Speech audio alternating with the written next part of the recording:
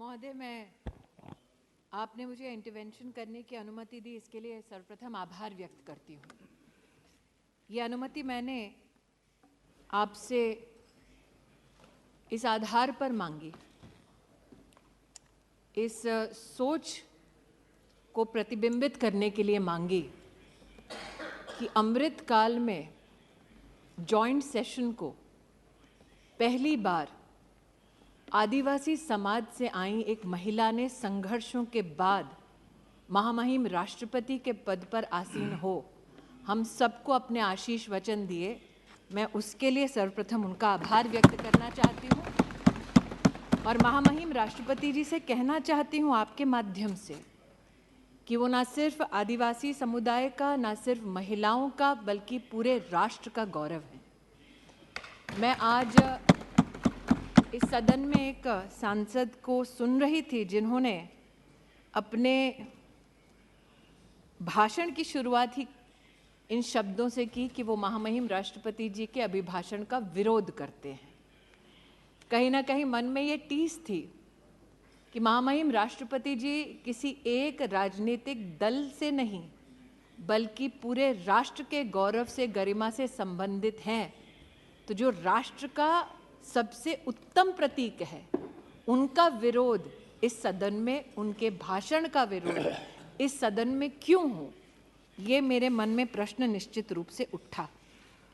लेकिन अगर महामहिम राष्ट्रपति जी के अभिभाषण के पहले पृष्ठ को हम सब पढ़ें तो अमृत काल में स्वर्णिम शब्दों में भारत के भविष्य को उन्होंने उल्लेखित किया। एक तरफ आत्मनिर्भरता की बात की और दूसरी ओर मानवीय कार्यों की बात की। और राष्ट्रपति जी ने अपने अभिभाषण में एक नागरिक होने के नाते विशेष, मैं इस बात का गौरव करती हूं कि supreme commander of arm forces ने भारत में पहली बार भारतीय सेना के परमवीर चक्र विजेताओं के नाम पर अंडमान में जो 21 द्वीपों का नामकरण हुआ उसका उल्लेख किया और अपना आनंद व्यक्त किया। ये हमारे पूरे देश के लिए गर्व का विषय है। महामहिम राष्ट्रपति जी ने एक तरफ नेशनल वॉर मेमोरियल का उल्लेख किया और दूसरी ओर उन्होंने हम सबको याद दिलाया कि हमारी नौसेना को अब छत्रपति शिवाजी महाराज का दिया हुआ प्रतीक चिन्ह मिला है, जो अब उनकी ध्वजा पर लहराता है, भारत की शान बढ़ाता है।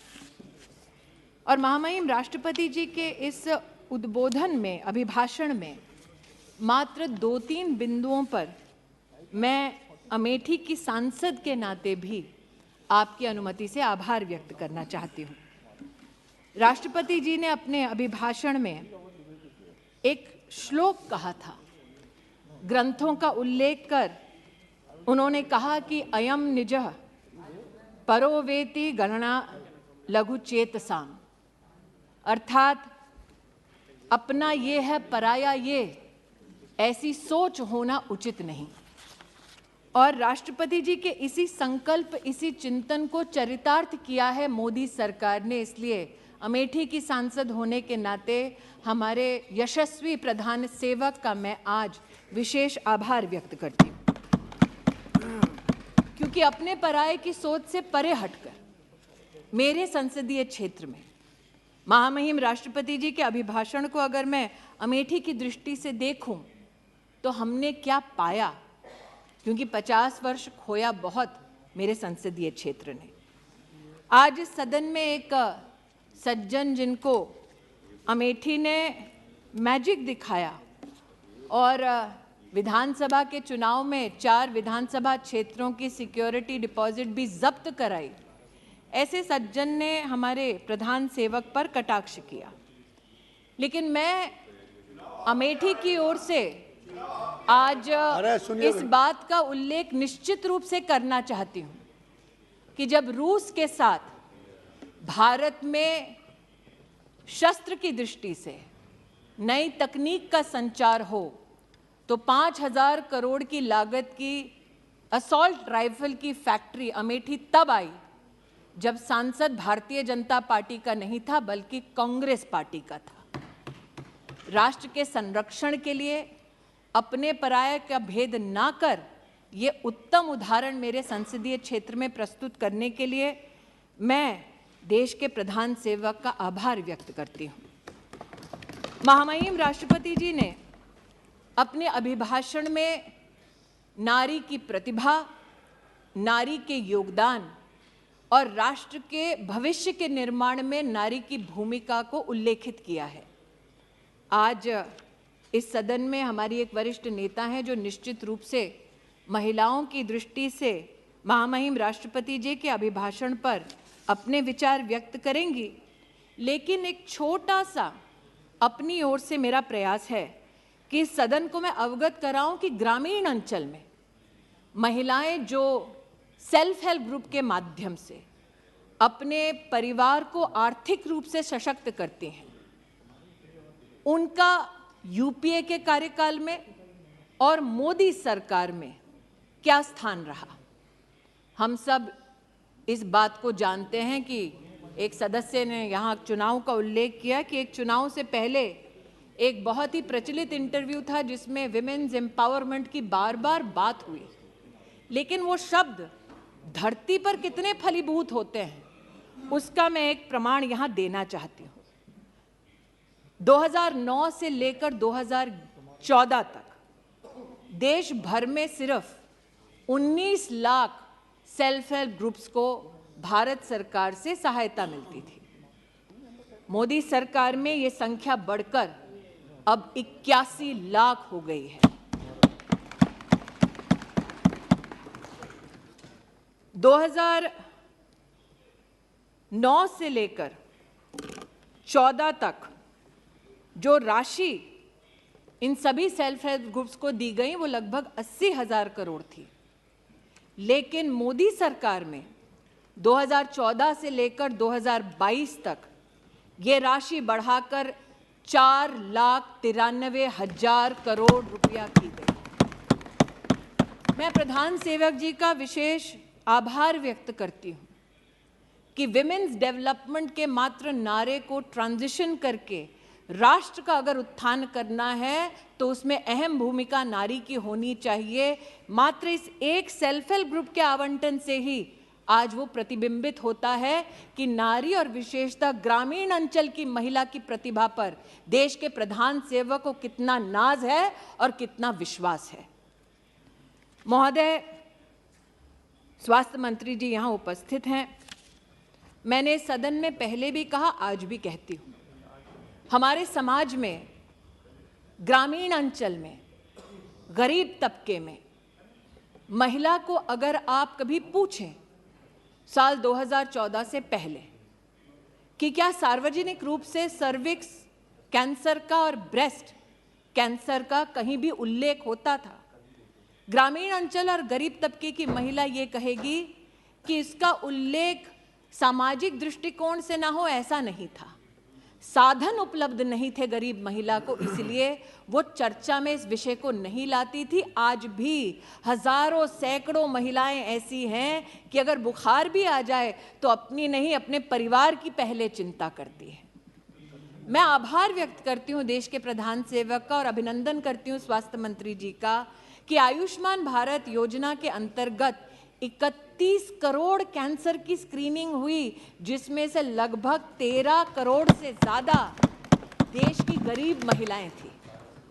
ऐसा नहीं था उस महिला को पता नहीं था कि ब्रेस्ट का कैंसर हो, सर्विक्स का कैंसर हो तो उसे किस प्रकार की सुविधा चाहिए। वो बोझ नहीं बनना चाहती थी, चर्चा नहीं करना चाहती थी, तिल तिल कर मरती थी। आज आयुष्मान भारत के माध्यम से उसे ये सुरक्षा का कवच दिया, ये आत्मीय और मानवीय काम किया। इन्हीं मानवीय मूल्यों का उल्लेख महामहिम राष्ट्रपति जी के अभिभाषण में था। चूंकि स्वास्थ्य मंत्री यहाँ बैठे हैं, अध्ययनशील है, निशिकांत जी का आज मैंने भाषण सुना, वो मैजिक ऑफ नंबर्स की बात कर रहे थे। 50 लाख से लेकर 90 करोड़ की यात्रा का उल्लेख कर रहे थे। अब हम संसदीय क्षेत्र जो मुख्यतः ग्रामीण है वहाँ से हैं, एक मैजिक वहाँ भी हुआ। और महोदय, आपकी अनुमति से निशिकांत जी ने आज कहा वो सब ऑथेंटिकेट कर सकते हैं, कुछ कागज़ मैं भी लाई। 1981 में एक फाउंडेशन ने, जो काफी विख्यात है अमेठी में, उन्होंने लगभग 40 एकड़ जमीन ली और वहां की सरकार से कहा, तब सरकार किसकी थी, जो इतिहास के विद्यार्थी हैं वो भलीभांति जानते हैं, उसकी प्रति मेरे हाथ में है। वहां पर यह कहा गया कि आप जमीन दे दो 40 एकड़ हमें और हम अमेठी की गरीब जनता के लिए एक मेडिकल कॉलेज बना देंगे। अब 40 एकड़ जमीन का मैजिक 623 रुपए में।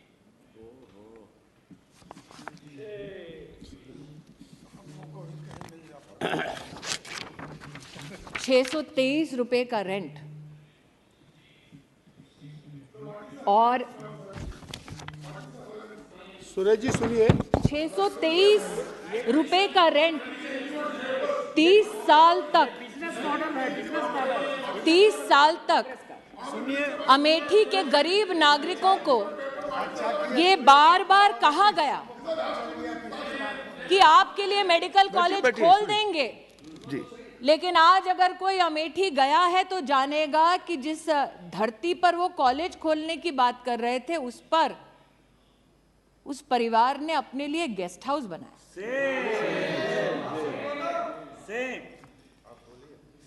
मैंने स्वास्थ्य मंत्री जी का उल्लेख इसलिए किया कि अपना और पराये का भेद न हो। भले ही एक परिवार अपने फाउंडेशन के माध्यम से अस्पताल चलाता हो, अगर उनको भी आयुष्मान भारत में सेवा देनी है वो दें। उसका प्रतीक स्वास्थ्य मंत्रालय के माध्यम से, मोदी सरकार के माध्यम से मैंने अपने संसदीय क्षेत्र में देखा। लेकिन महोदय, आज मेरे हाथ में एक रिपोर्ट और है जो मुख्य चिकित्सा अधिकारी जनपद अमेठी उनसे संबंधित। इसमें एक मरीज का उल्लेख है जिसका नाम है नन्हेलाल मिश्रा।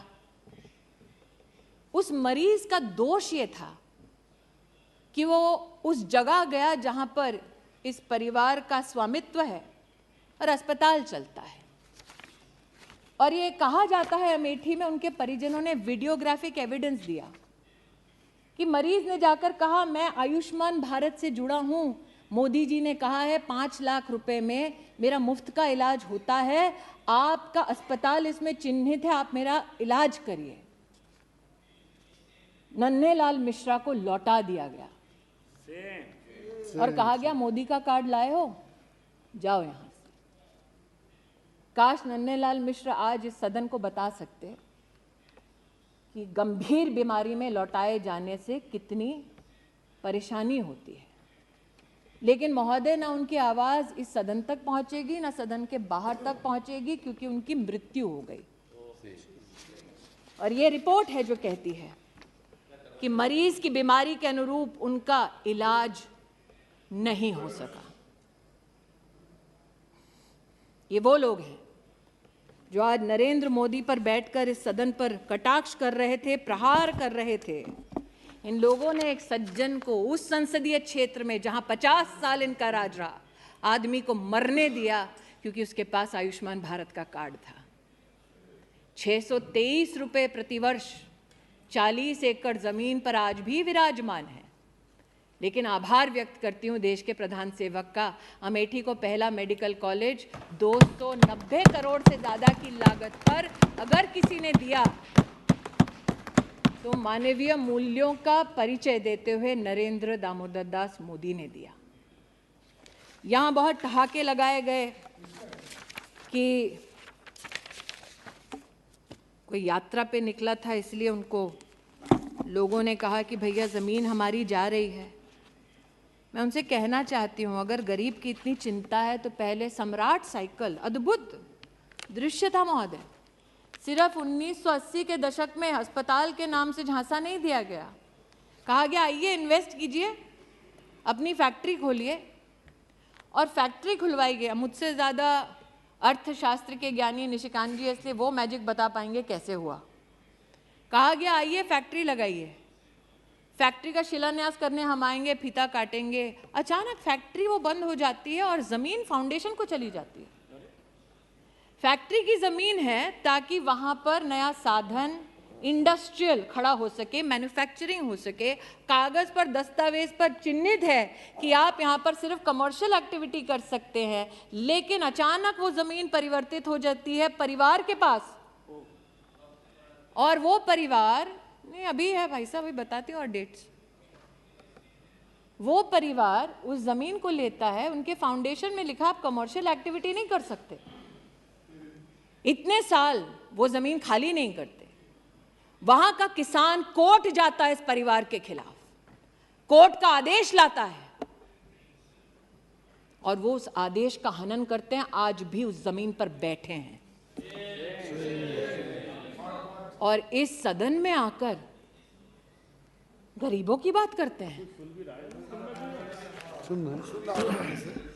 ये एक और आज यहां पर नहीं सुरेश जी को समझ आ रहा है, नहीं है, ये भी प्रति है महोदय, ये भी प्रति है महोदय। एक आधुनिक भारत के निर्माण के लिए जरूरी है कि हर गरीब तक, मध्यम वर्गीय परिवार तक सुविधा पहुंचे।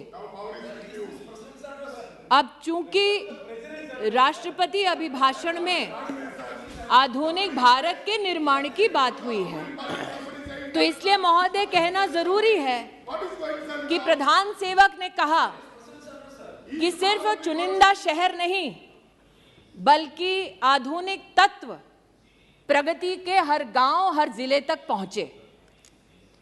एक अचंभित करने वाला नजारा और है, फुर्सतगंज नाम का एक एयरपोर्ट, जहां पर सिर्फ परिवार से संबंधित एकेडमी है, जमीन है सरकार की, लेकिन परिवार ने अपने नाम से, बेटा और बेटी के नाम से हॉस्टल खोल दिया है। यहां पर प्रधानमंत्री जी नेताजी सुभाष चंद्र बोस के नाम से इंफ्रास्ट्रक्चर बनाते हैं, सरदार वल्लभ भाई पटेल के नाम से इंफ्रास्ट्रक्चर बनाते हैं, वहां पर राहुल जी के नाम से, प्रियंका जी के नाम से हॉस्टल बना है सरकारी जमीन पर। और बोर्ड पर वो जब थे तो उन्होंने उस पूरी अकादमी के संचालन के लिए किसी हिंदुस्तानी को नहीं, किसी विदेशी कंपनी पर विश्वास किया। उस विदेशी कंपनी ने उस एयरपोर्ट का क्या हश्र किया, यहाँ पर उस रिपोर्ट में उल्लेखित है। लेकिन आज इस एयरपोर्ट का मैं उल्लेख यहाँ इसलिए कर रही हूँ महोदय कि एक बार सदन में मैं बोल चुकी हूँ कि हमारे यहाँ तिलोई नाम की एक विधानसभा है, वहाँ पर 30 साल से एक बस अड्डा बना दो, ये हमारी जनता जनार्दन कहती रही। बस अड्डा भी पहली बार तब बना जब प्रदेश में योगी सरकार बनी, देश में मोदी सरकार बनी। और आज अमेठी के सांसद के नाते मैं आनंदित हूं कि फुर्सतगंज एयरपोर्ट को अब उड़ान की स्कीम में सम्मिलित कर लिया गया है और अब अमेठी का साधारण नागरिक भी हवाई सेवा का इसमें फायदा उठा सकता है। इस बात से कोई इनकार नहीं कर सकता कि अमेठी की एक बार चर्चा होती थी और मैंने राष्ट्रपति जी के अभिभाषण का विशेष उल्लेख इसलिए भी किया। महामहिम राष्ट्रपति जी एक बहुत ही गरीब सामान्य परिवार से हैं और इस सरकार की एक बहुत बड़ी मानवीय उपलब्धि यह है कि पद्म पुरस्कार उनको जाता है जो धरातल पर काम करते हैं, मानवीय काम करते हैं, राष्ट्र का नाम रोशन करते हैं, बिना इस अपेक्षा के कि उन्हें सम्मानित किया जाएगा। जिसे सालों साल वीआईपी कॉन्स्टिट्यूएंसी कहा जाता था, वहाँ परिवार से संबंधित नेताओं को तमगा जरूर मिलता था, लेकिन अमेठी में पहली बार एक बेटी को स्पोर्ट्स में पद्म पुरस्कार अगर किसी ने दिया तो वो शोभा अमेठी की बढ़ाई हमारे प्रधान सेवक ने और वो आशीर्वाद दिया महामहिम राष्ट्रपति जी ने। मैं सुधा उस बेटी की ओर से आज आभार व्यक्त करती हूँ। महामहिम राष्ट्रपति जी, हाँ मैं माइनॉरिटीज़ की भी वो बात करना चाहते हैं, मैं माइनॉरिटीज़ की भी महोदय, वैसे आपका महोदय निर्देश ये रहता है, आपका ये निर्देश रहता है महोदय कि सिर्फ चेयर जो रानी जी के वक्तव्य के अलावा कुछ भी रिपोर्ट और जो निजी वक्तव्य दे रहे हैं ताकि मैं भाषण अपना बंद कर दूं उनको ना सुनो। तो मैं बताना चाहूंगी महोदय, महिला और माइनॉरिटी दोनों, जो शायद इनको शर्मसार कर दे, हज की कल ही पॉलिसी देश में प्रस्तावित हुई और जब इनकी सरकार थी, जो इस वक्त चिल्ला रहे हैं, तब हज की एक एक एप्लीकेशन के लिए पैसा लिया जाता था। जो हज पे नहीं जा रहा उससे भी पैसा लिया जाता था और पहली बार फॉर्म के लिए पैसा गरीब मुसलमान को ना भरना पड़े, ऐसी पॉलिसी मोदी सरकार लाई। 50,000 रुपए हज की यात्रा, उसमें कम खर्चा करना पड़ेगा गरीब को, यह भी कदम मोदी सरकार ने उठाया और भारत की तिजोरी से पैसा निकालकर ये नहीं किया, अनुशासित प्रशासनिक ढांचे के माध्यम से ये किया। आज जिस लोन की ये बात करते हैं, जब इनकी सरकार थी तो मात्र 100 करोड़ का लोन इन्होंने दिया अपनी सरकार में। मोदी सरकार ने माइनॉरिटी में 21,000 से ज्यादा छात्रों को 280 करोड़ रुपया से ज्यादा पैसा दिया। ये छलते रहे देश में माइनॉरिटीज को, ये कहते हुए कि ये इनके हमदर्द हैं। और आज जो मुझसे पूछते हैं कि आपने क्या किया, महिला का अगर आप जेंडर बजट देखें महोदय, तो 2014 में जब इनकी सरकार थी और जो बजट अभी घोषित हुआ है, उस पूरे बजट में जेंडर बजट एक एक मंत्रालय में 130% का इजाफा हुआ है। जवाब दें कि जब इनकी सरकार थी तब इन्होंने महिला को केंद्र बिंदु बनाकर इस प्रकार का आवंटन क्यों नहीं किया। मैं आज दिनकर जी को याद करती हूं। राष्ट्रकवि ने कहा था, प्रण करना है सहज, कठिन है लेकिन उसे निभाना। सबसे बड़ी जांच है व्रत का अंतिम मोल चुकाना। संकल्प मोदी ने किया और इसीलिए आज कीमत चुकाते हैं जब आप बिना किसी तथ्य के उन पर कटाक्ष करते हैं, उन पर आरोप मढ़ते हैं। जिन्होंने आज इस सदन में आरोप मढ़ा वो बताएं कि 40 एकड़ भूमि पर आज भी 623 रुपए क्यों देते हैं, वो भूमि छोड़ते क्यों नहीं और सरकार को वो भूमि लौटाते क्यों नहीं। जिन्होंने आज इस सदन पर कटाक्षों की लहर गिना दी, उनसे पूछती हूं, सम्राट साइकिल अमेठी के किसानों की जमीन आज भी क्यों उस खानदान ने हड़पी है, लौटाते क्यों नहीं कोर्ट ऑर्डर के बावजूद। लेकिन ये मात्र जमीनों की बात नहीं है महोदय, कुछ और तथ्य हैं जो इनको शर्मसार करेंगे। जहां 50 साल एक खानदान ने प्रतिनिधि बनकर इस देश की संवैधानिक स्थानों पर, कुर्सियों पर हक जताया, उन लोगों का उन्होंने क्या हश्र किया, आज मैं बताना चाहती हूं। महामहिम राष्ट्रपति जी ने अपने अभिभाषण में कहा कि प्रतिदिन सरकार प्रधानमंत्री आवास योजना के अंतर्गत 11,000 घर बनाती है। मैं कहना चाहती हूं कि अमेठी में महोदय 93,000 घर हमारी सरकार ने बनाकर दिए। मतलब लगभग 4 लाख लोगों के पास अमेठी में सर पर छत नहीं थी महोदय, जहां 50 साल इन लोगों का राज रहा। महोदय, आज मैं बताना चाहती हूं, महामहिम राष्ट्रपति जी ने अपने अभिभाषण में उल्लेख किया कि 55,000 गैस के कनेक्शन प्रतिदिन दिए गए सरकार द्वारा। अमेठी में 2,14,440 लोगों को जीवन में पहली बार गैस का कनेक्शन तब मिला जब मोदी की सरकार बनी। ये जानना चाहते हैं क्यों मैं अपने लोगों की बात करूं, क्यों ना करूं। महामहिम राष्ट्रपति जी ने उल्लेख किया कि गरीब को मुसीबत के वक्त मुफ्त का राशन मोदी सरकार ने पहुंचाया। इस वर्ष 2 लाख करोड़ का व्यय हो रहा है। मेरी लोकसभा क्षेत्र में 18,72,000 लोग ऐसे हैं जिनको मुफ्त का राशन मिल रहा है। मैं उनकी ओर से आभार व्यक्त करती हूं, क्यों ना करूं। 305 किलोमीटर सड़कें सिर्फ मेरे एक जनपद में बनी है महोदय।